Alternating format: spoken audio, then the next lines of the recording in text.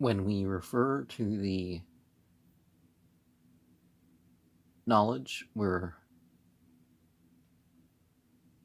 talking about the Herbad, you know, a teaching priest. A woman is considered an object of contract, like cattle or fields. She is disposed of by contracts of the fifth sort, being more valuable than cattle, and so less than fields. She is sold by her father or her guardian, um, often from the cradle.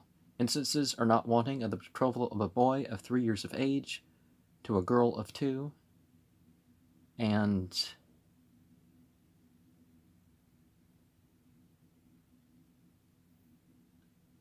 yeah,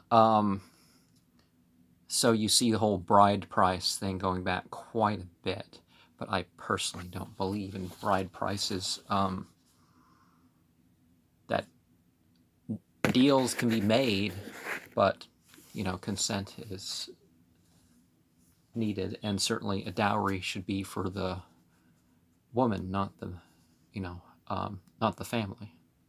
Now, in Arab tradition, it was the man that got the dowry, and in a lot of traditions it was the man that got the dowry, but in Islamic tradition the woman gets the dowry, which is basically a guarantee, so she has something in the meantime, that if that gets used up, for, then she can call the divorce and not give anything back, but then she can, anyways, 123. He shall learn on during the first part of the day and the last, during the first part of the night and the last, that his mind may be increased in knowledge and wax strong in holiness. So shall he sit up, giving thanks and praying to the entities considered to be gods, that he may be increased in knowledge. He shall rest during the middle part of the day, and thus shall he continue until he can say all the words which the former Ethra Paetis have said. And remember the S at the end in this language isn't quite the same as a plural, but before we get to what they list as 3b here,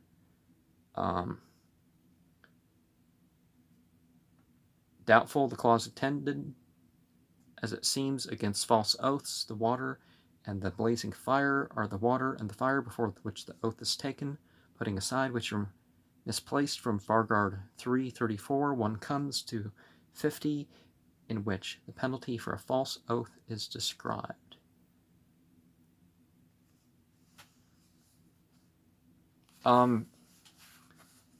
Is the language here that they're remembering entities? Because Zarathustra is against the polytheism, although the angel worship did creep into the Achaemenid period and particularly later periods. 128. Before the water and the blazing fire, O Spitama Zarathustra, let no one make bold to deny having received from his neighbor the ox or the garment he has received from him. In Persia there are prizes given by the king to those who have most children. He who has no child, the bridge of paradise shall be barred to him. Well, I mean, one who's done that on purpose, right? The first question the angels will ask him is whether he has left this world a substitute for himself. If he answers no, they will pass by, and he will stay at the head of the bridge, full of grief and sorrow. Star 18, hide 19. The primitive meaning of this belief is explained by the Brahminical doctrine. The man without a son falls into hell because there is nobody to pay him the family worship. Well, China in particular has that filial piety thing, where people worship the ancestors. But in monotheism, that's broken away from. And a respect is made. A respectful acknowledgement of the light beings and stuff like this. But it's not the same thing as, praying to and all that. 130, which is start thought to start with some gaps here. Verily I say, I mean, 47 would have, like a missing verse before that, maybe. Verily I say it unto thee, O Spittima Zarathustra, the man who has a wife is far above him who begets no sons. He who keeps a house is far above him who has none. He who has children is far above the childless man. Who has riches is far above him who has none. Or with Vahu Mano was at the same time an entity of good thoughts and an entity of cattle. So if a person has a house, they should maintain the house, even if though they think the maintenance isn't going to benefit them, because they're not going to live too long or something like that. That's, 134. And of two men, he who fills himself with meat is filled with a good spirit, much more than he who does not so. The latter is all but dead. The former is above him by the worth of an asperena, by the worth of a sheep, by the worth of an ox, by the worth of a man. There are people who strive to pass a day without eating and who abstain from any meat. We strive too and abstain, namely, from any sin in deed, thought, or word. In other religions they fast from bread, in ours we fast from sin. That's similar to the Islamic doctrine of fasting, is that, it's not that you abandon fasting, but you keep up your prayers and the good deeds that the prayers recommend, which is all the good deeds. You abstain from maybe contention that isn't quite a sin. 137.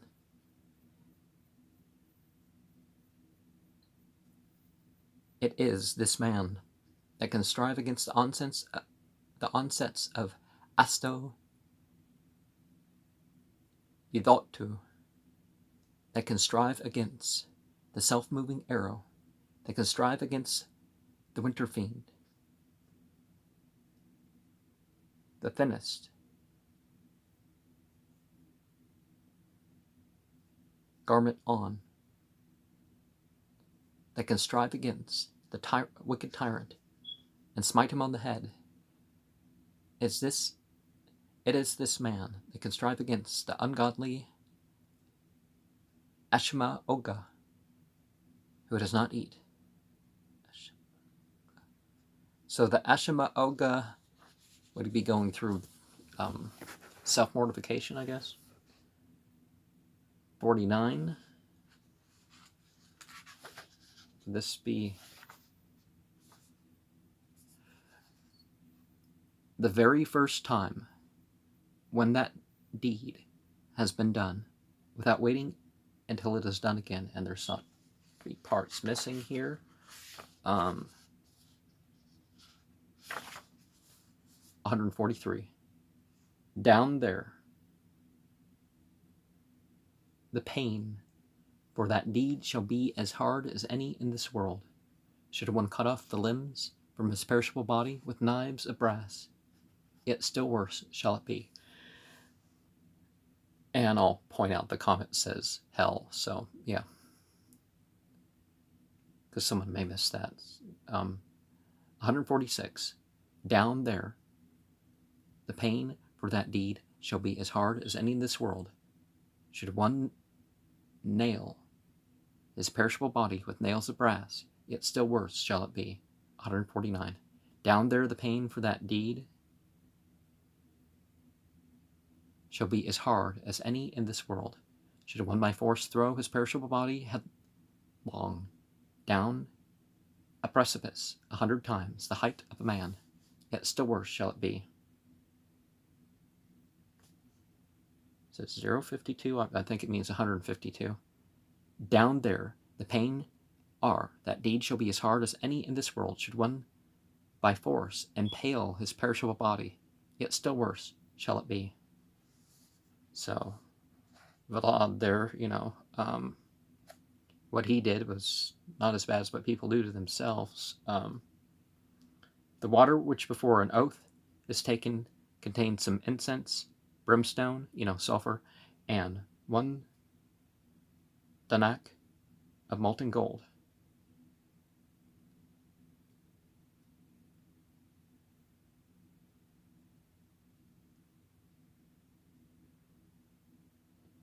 $154. Down there the pain for that deed shall be as hard as any in the world, to wit, that deed which is done when a man knowingly lying confronts the brimstone golden truth-knowing water with an appeal unto Rashnu and a lie unto Mithra.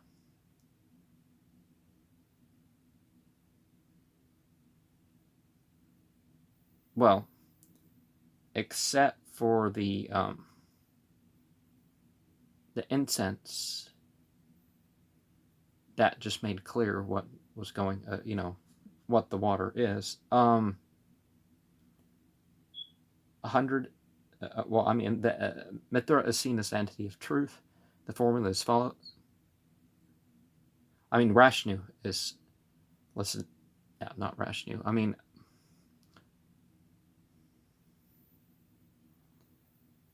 But anyways, the formula is before the Ameshaspan Bahman, before the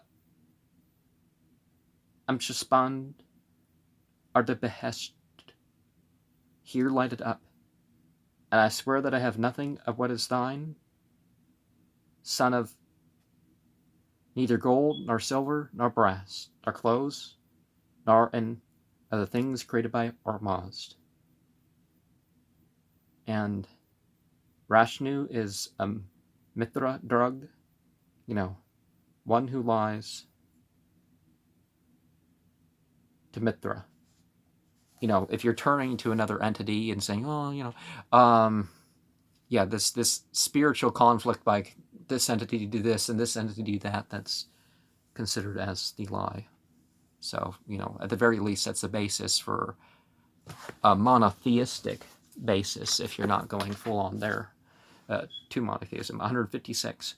O maker of the material world, thou holy one, he who knowingly lying confronts the brimstone golden truth-knowing water with an appeal unto Rashnu and a lie unto Mithra, what is the penalty that he shall pay? Ahura answered, 700 stripes with the Aspaha Astra, 700 stripes with the Sra Osho Karana. And I think, once you get much past like 100 or something, its